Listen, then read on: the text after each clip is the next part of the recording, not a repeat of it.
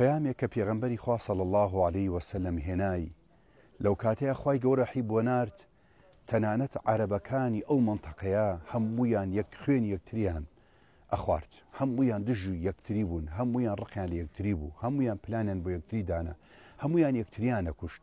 هەر لەو کاتەیە 2000 فارسی و هەزاری ئەوروپی دایمە شەڕیان بوو.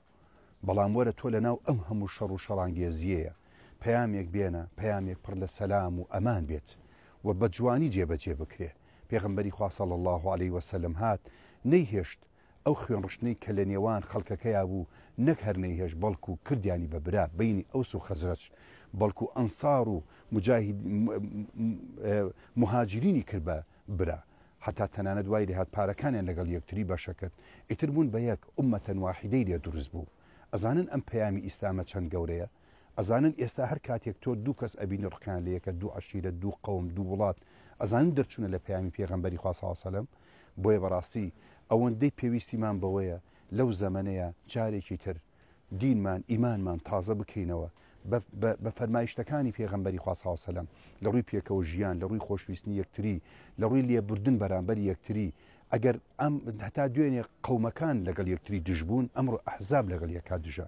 بینیوتانە برا برا، ئامۆزا ئامۆزا، عەشیرەت عەشیرەت، قەوم قەوم یەکتری ئەکوژن و خوێن ئەڕێژن. بینیوتانە ئەو هەموو خوێن ڕشتن و خۆکوشتن و خەڵک کوشتنە لە پێناو سوڵتە سامان، لە پێناو پارە و مەنسەبە. بینیوتانە پێغەمبەری خوا صلی الله علیه وسلم کە پەیامی هێنا، خوای گەورە پەیامی بۆ نارد، ئەمانەی نەهێشت. کوشتن و بڕین و خوێن ڕشتن نابێ بمێنێ ئیلا مەگەر کەسێک تەعەدای لێ کردی، کەسێک کە خوێن ڕشتی، کەسێک کە ماڵی بە ناحەق خواردی، تۆ دیفاعەکەی لە خۆت نابێت تەعەداش بکەی بەرامبەری. بۆیە بەڕاستی جوانترین پەیامی ئەم ئیسلامە ئەوەیە لە جیاتی خۆ کوشتن و یەکتر کوشتن فێری پێکەوە ژیان و یەکتر خۆشویستن بن.